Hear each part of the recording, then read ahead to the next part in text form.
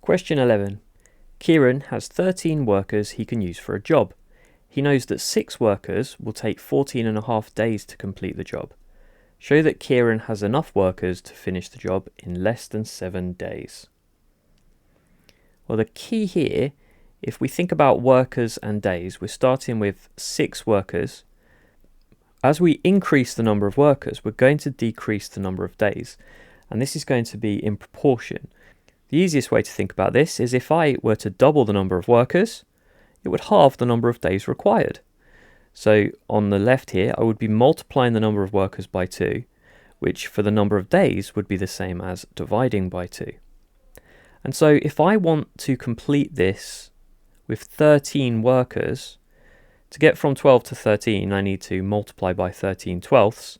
But if I multiply the number of workers by 13/12, that's the same as dividing the number of days by 13/12.